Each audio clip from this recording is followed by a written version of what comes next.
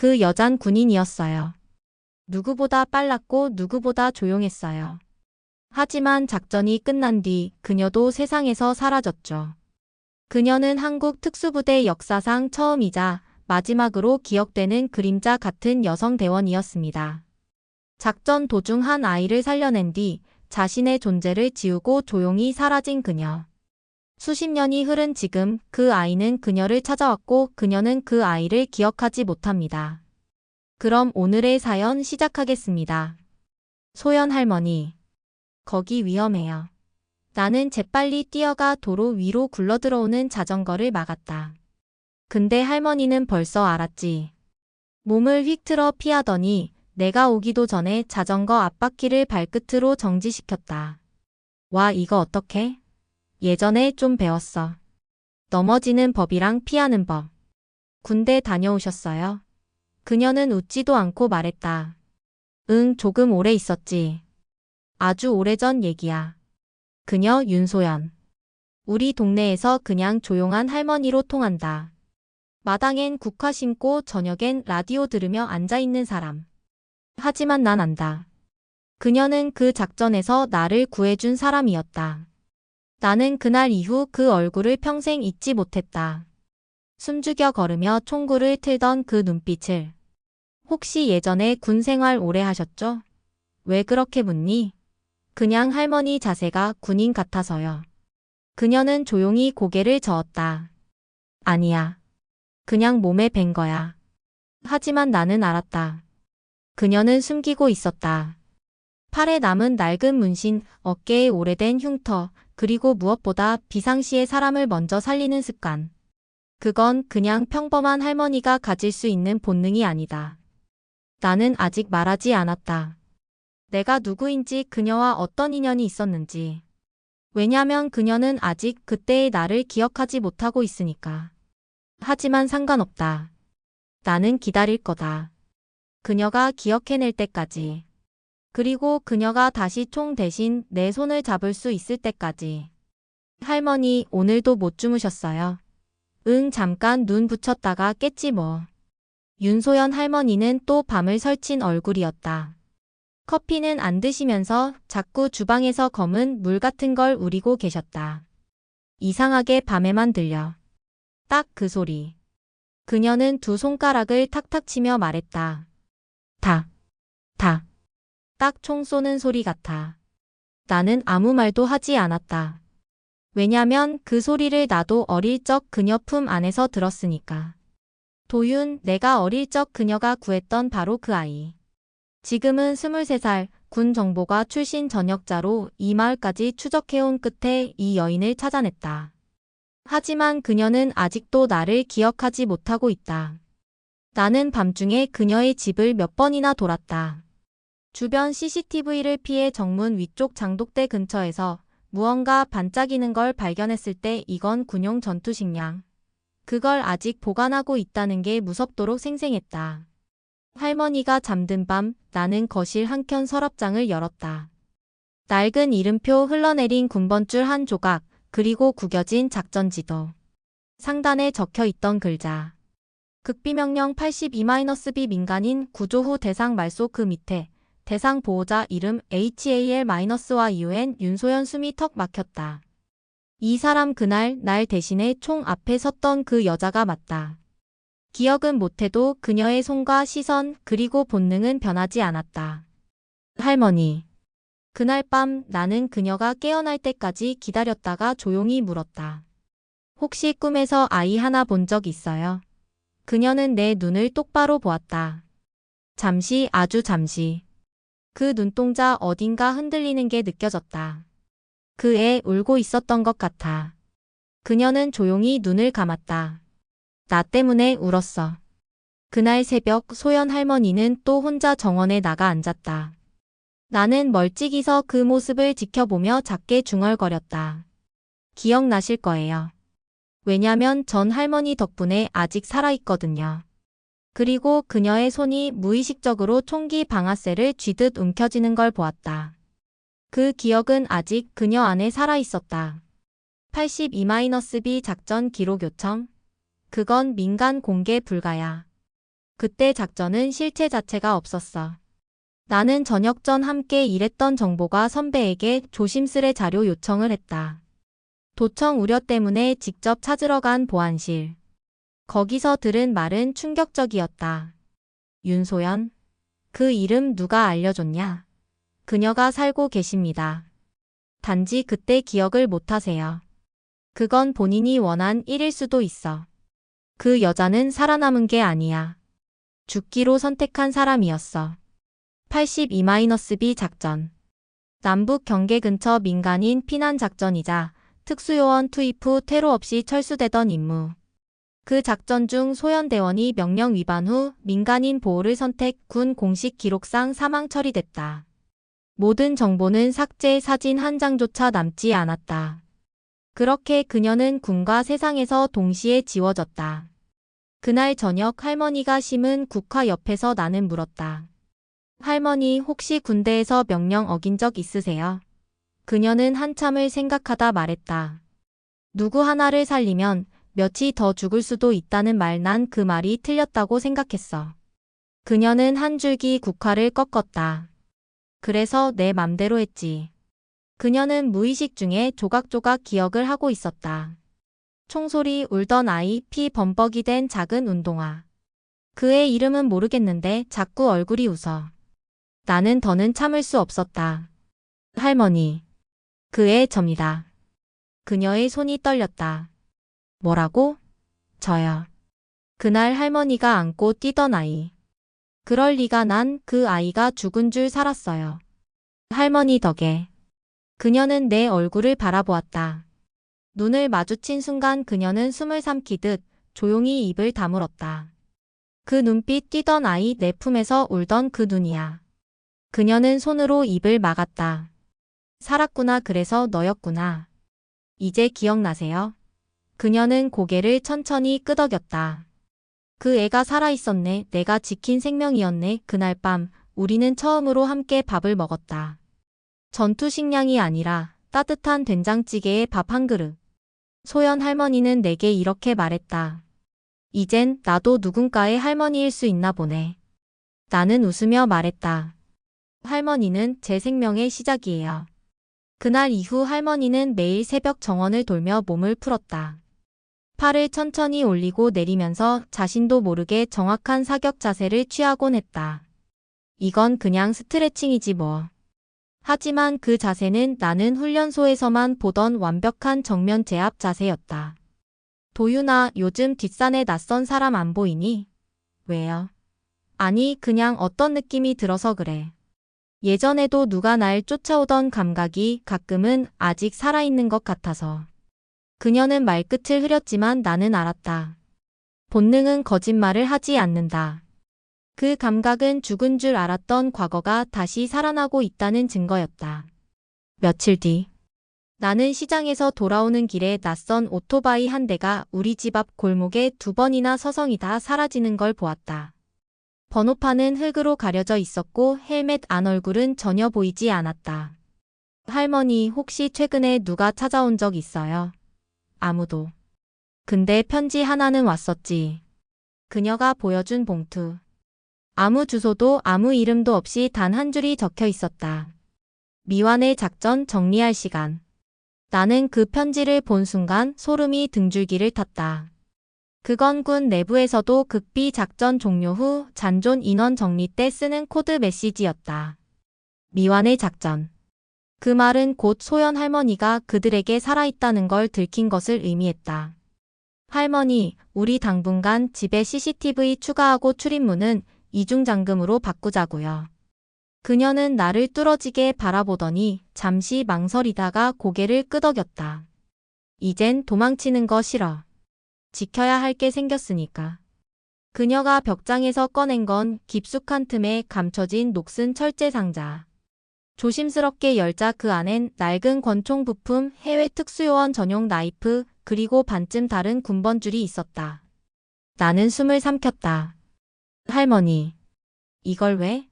언젠가 그 애가 나를 찾아오면 다시 내 손으로 무언가를 잡을 줄 알았거든. 그녀는 나를 향해 가볍게 웃었다. 내가 그 애였구나. 그리고 그날 밤 우리 집 근처의 골목길 가로등 하나가 무언가에 맞아 깨졌다. 할머니는 말없이 창문을 닫고 정확히 7자리 숫자 자물쇠를 돌려 잠갔다. 그 순간 나는 확신했다. 그녀가 돌아오고 있다는 걸. 도윤아, 왜 이렇게 늦어 저녁 9시가 넘도록 연락이 없었다. 평소 같으면 할머니 김치찌개 끓여요. 제가 계란 지단할게요 하고 먼저 문을 두드릴 아이였다. 전화를 걸었지만 통화음만 이어졌다. 그때 밖에서 들려온 짧고 뭉툭한 고함 소리. 나는 바로 현관을 열고 뛰쳐나갔다. 골목길 끝 가로등 불빛 아래 도윤이 피투성이 얼굴로 쓰러져 있었다. 옷은 군홧발에 짓밟힌 자국이 있었고 지갑과 휴대폰 그리고 목에 늘 걸고 다니던 군번줄이 사라져 있었다. 도윤아. 나는 그의 어깨를 안고 눈물을 삼켰다. 누가 왜 이 아이가 무슨 죄를 지었는데. 병원.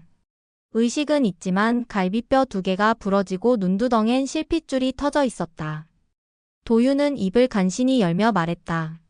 할머니 그 사람들이 그림자 작전 말했어요. 그 순간 내 머릿속이 순식간에 차가워졌다. 그림자 작전. 그건 내가 특수부대에서 마지막으로 수행했던 극비 작전 코드명이었다. 그 작전에서 민간인 보호는 지침 위반이었고 내가 구조한 도윤을 통해 지금의 내가 미완성으로 남은 존재라는 것을 그들은 아는 거였다. 나는 도윤의 손을 꽉 쥐었다. 이젠 괜찮아. 이제 내가 나설게. 그날 밤 나는 다시 옛날 방식대로 움직이기 시작했다. 양말 밑창에 금속판을 넣고 손목에는 소형 나이프를 숨겼다. 그리고 벽장의 상자 안에서 오래된 권총을 꺼내 조용히 말했다. 아직 맞아. 이 손 아직 쏠 수 있어. 도윤이 준 최신 CCTV 단말기를 켜고 집 주변을 감시하던 중 낯선 그림자 하나가 담장 위로 스치듯 올라가고 있었다. 나는 총을 들어 딱 한 발. 그림자의 바로 옆 나뭇가지를 맞췄다. 총성이 울리고 그림자가 놀라 도망쳤다. 나는 조용히 총을 내리며 혼잣말했다. 경고는 끝났어. 이제 건드리면 끝장나는 거야. 다음 날 도윤의 병상에 앉은 나는 그의 손등을 쓰다듬으며 말했다. 할머니는 이제 누굴 지키는 사람으로 살 거야. 죽이는 손이 아니라 지켜주는 손으로.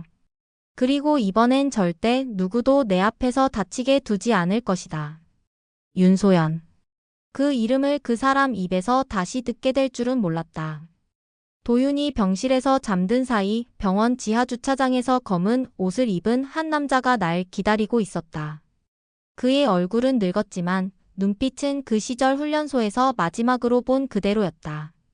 하재호 그는 과거 나와 함께 82-B 작전을 수행했던 동기.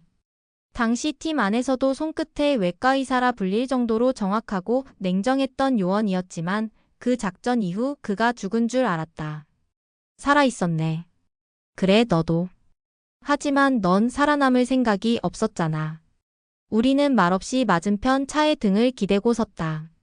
지하 주차장엔 형광등만 윙윙 울렸다. 도윤이 건드린 거 내 짓이지? 우린 지시 받은 대로 움직였어. 너를 제거할 준비를 하는 중이니까. 왜 지금에서야? 작전은 끝나지 않았거든. 그는 주머니에서 무언가를 꺼내 내던졌다. 82-B 작전 브리핑 파일 복사본. 젖은 것처럼 낡아 있었지만 그 안의 글씨는 분명했다. 목표 민간인 구조 대상 요원 말소 후 회수 네가 그 아이를 살려버린 순간 계획은 틀어졌어. 틀어졌다는 말 그렇게 쉽게 하지 마. 그 아이가 나를 인간으로 남게 한 유일한 이유였어. 그는 비웃듯 고개를 돌렸다. 넌 감정이 약해졌고 그래서 살아남았지만 그 감정이 지금 너를 죽이려 하고 있어. 나는 조용히 말했다. 도윤이 건드리면 넌 아군이었던 적도 없어질 거야. 그 순간 그의 손이 천천히 허리춤으로 향했다. 총. 나는 한 발 앞서 그의 손목을 붙잡고 벽에 밀쳤다. 아직 내 손도 죽진 않았거든. 우리는 한동안 말없이 눈을 마주쳤다. 그는 헛웃음을 흘렸다. 역시. 윤소연은 아직 끝나지 않았군. 그리고는 나지막하게 말했다. 그 아이가 너 때문에 죽게 될 수도 있어. 우린 그 정도 각오로 움직여. 그가 떠나고 난 혼자 벽에 등을 기대고 앉았다. 머리가 아프게 울렸다. 기억이 더렷하게 파편처럼 떠올랐다. 이 작전은 실패하면 우리는 존재 자체가 없던 사람이 된다. 그 애가 웃고 있었지. 내가 안아주자 울음을 멈췄어. 살려주세요. 제발요. 나는 고개를 감싸 쥐었다. 기억나 하나씩 다시 떠오르고 있어.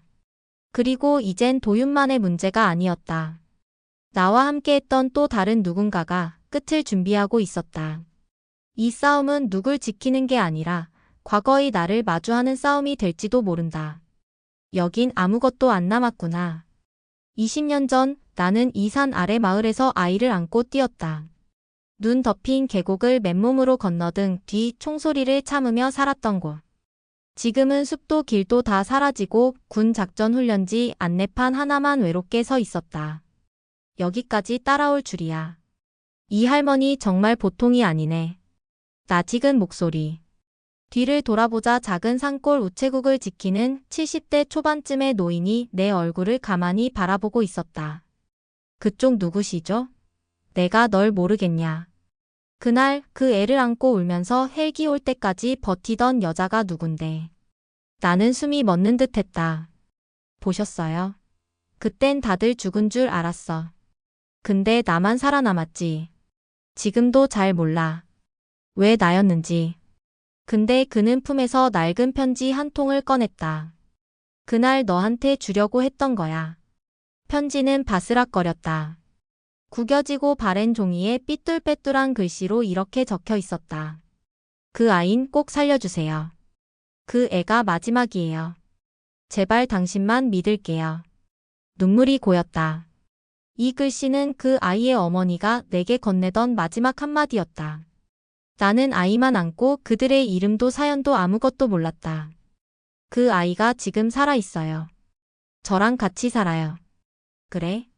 그럼 그 편지도 제대로 주인을 찾았네. 나는 편지를 품에 꼭 안고 그 길을 다시 걸었다. 눈은 오지 않았지만 마음 한가운데 그날의 눈보라가 아직도 내리고 있는 것 같았다. 도윤이 있는 병원으로 돌아와 나는 그의 손에 편지를 쥐어주었다. 이게 내 엄마가 쓴 거야. 도윤은 말없이 읽고 입술을 꽉 깨물었다. 살아남아서 다행이에요. 할머니도 그리고 저도. 그날 밤 우린 함께 밥을 먹었다. 말은 없었지만 눈빛만으로도 우리 사이에 처음으로 가족이라는 감정이 생긴 걸 느꼈다. 그리고 문득 그날의 작전 지도를 다시 펼쳤다. 거기엔 정리 대상 리스트가 있었고 마지막 줄에 이런 문장이 있었다. 보호 민간인 코드명 도윤 감시 대상 전환. 나는 손에 든 숟가락을 내려놓고 조용히 중얼거렸다. 그들은 아직 널 노리고 있어. 그리고 내가 그 아이를 살리기 위해 또다시 손에 무언가를 쥐게 될 날이 멀지 않았다는 걸 깨달았다. 병실이 비어 있다고요? 나는 귀를 의심했다. 방금까지 함께 밥을 먹고 웃던 도윤이 아침 회진 시간엔 흔적도 없이 사라져 있었다. 병원 측도 간호사도 전날 밤 외부 친척이라는 남자의 인계서를 봤다고만 했다.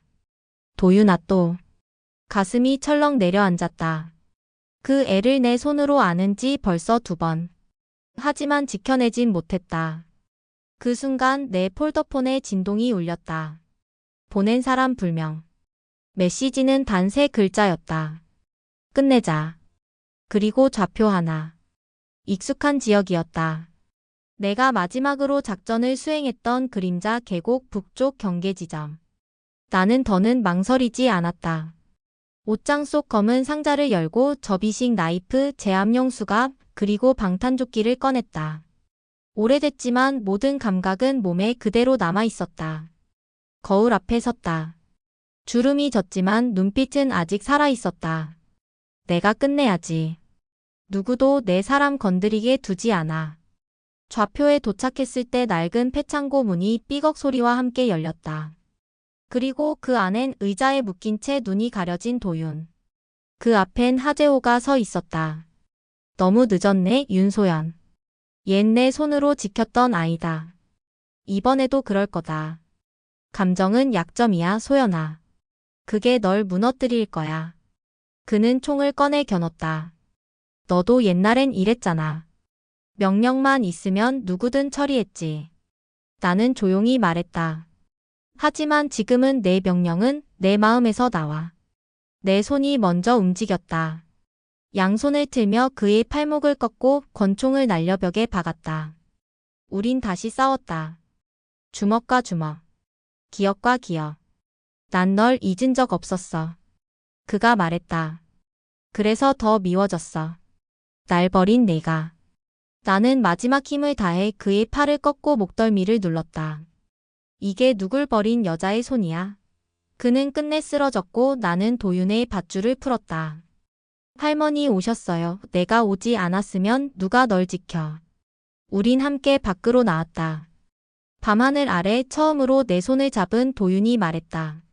이번엔 제가 안고 뛸게요. 됐어.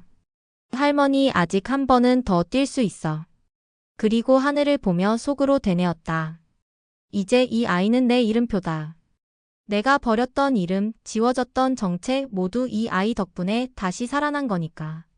하재호는 끝이 아니야. 그의 입에서 흘러나온 마지막 말. 그리고 USB 하나. 이걸 보면 알 거야. 우릴 누가 조종했는지.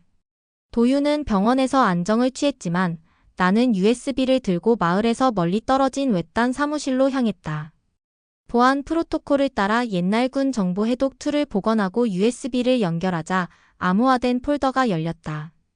그림자 작전 기획자전 참모총장, 민규호 보관 대상 윤소연, 하재호, 임무 실패자 관찰 코드명 D-1 민간 생존자 박도윤 숨이 턱 막혔다. 그 이름 민규호.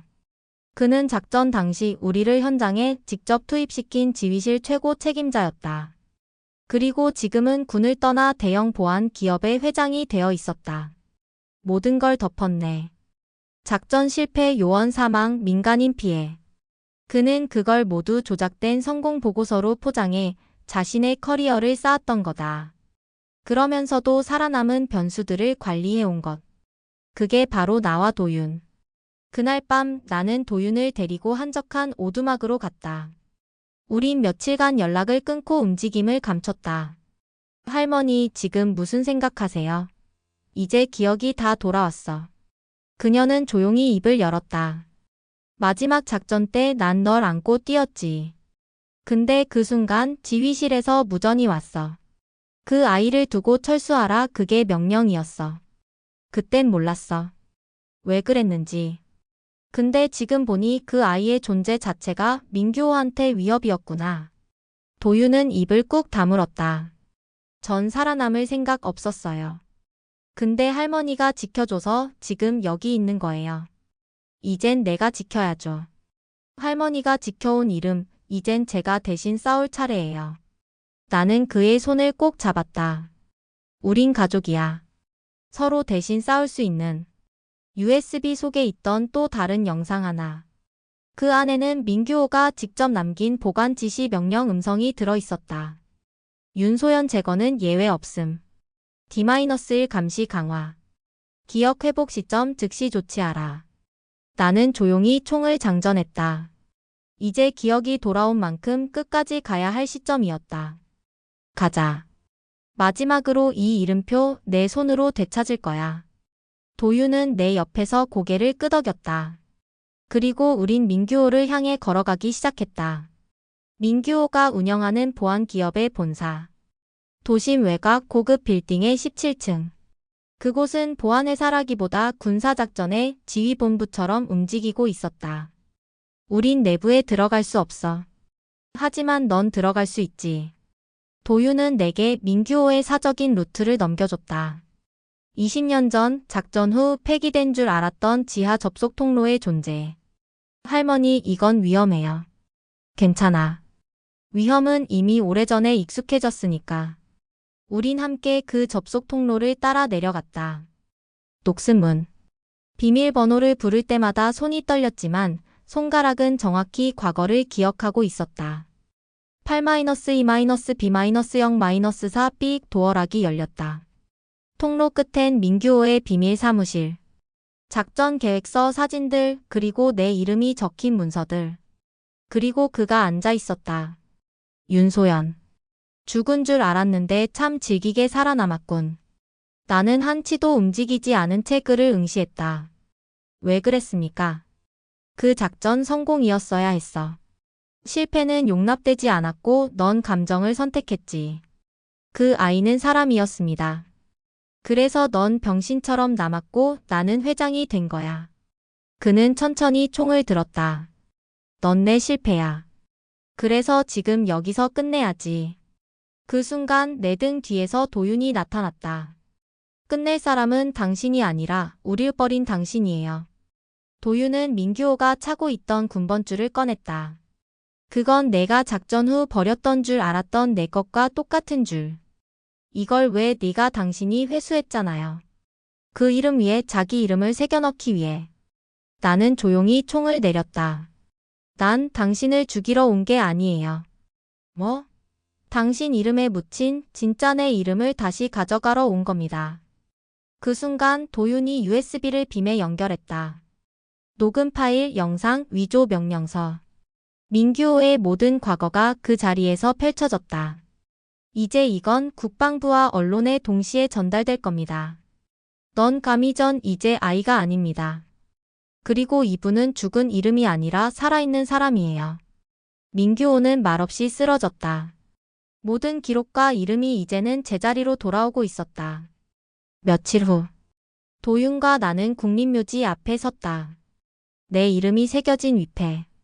이젠 거기 새긴 전사자라는 말 위에 작은 꽃을 놓았다.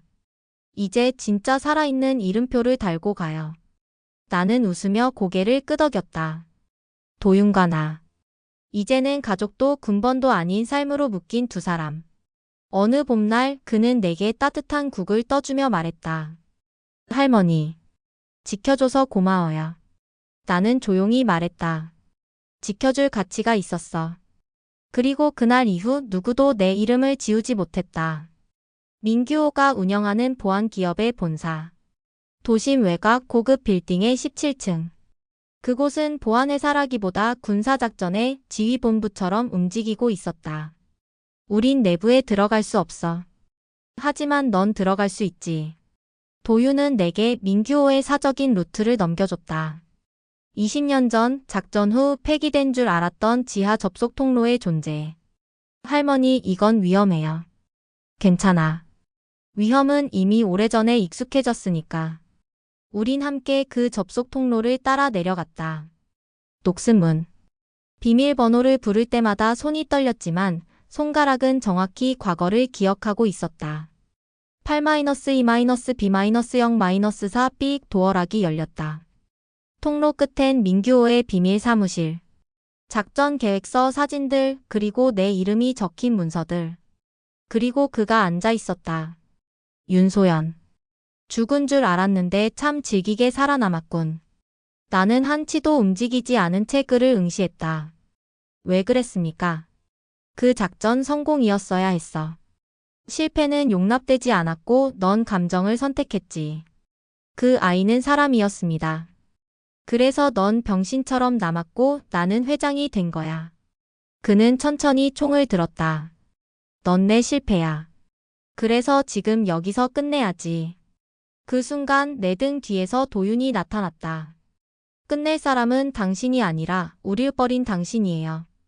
도윤은 민규호가 차고 있던 군번줄을 꺼냈다. 그건 내가 작전 후 버렸던 줄 알았던 내 것과 똑같은 줄.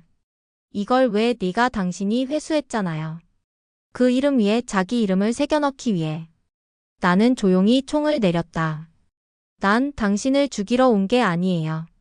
뭐? 당신 이름에 묻힌 진짜 내 이름을 다시 가져가러 온 겁니다. 그 순간 도윤이 USB를 빔에 연결했다. 녹음 파일, 영상, 위조 명령서. 민규호의 모든 과거가 그 자리에서 펼쳐졌다. 이제 이건 국방부와 언론에 동시에 전달될 겁니다. 넌 감히 전 이제 아이가 아닙니다. 그리고 이분은 죽은 이름이 아니라 살아있는 사람이에요. 민규호는 말없이 쓰러졌다. 모든 기록과 이름이 이제는 제자리로 돌아오고 있었다. 며칠 후 도윤과 나는 국립묘지 앞에 섰다. 내 이름이 새겨진 위패. 이젠 거기 새긴 전사자라는 말 위에 작은 꽃을 놓았다. 이제 진짜 살아있는 이름표를 달고 가요. 나는 웃으며 고개를 끄덕였다. 도윤과 나. 이제는 가족도 군번도 아닌 삶으로 묶인 두 사람. 어느 봄날 그는 내게 따뜻한 국을 떠주며 말했다. 할머니, 지켜줘서 고마워요. 나는 조용히 말했다. 지켜줄 가치가 있었어. 그리고 그날 이후 누구도 내 이름을 지우지 못했다. 시청해주신 여러분 진심으로 감사합니다. 이 이야기가 마음에 와 닿으셨다면 구독과 좋아요 한 번씩 그리고 댓글로 응원해주세요. 여러분의 응원은 더 좋은 이야기로 돌아옵니다. 지금까지 미소 한 줌 이야기였습니다. 감사합니다.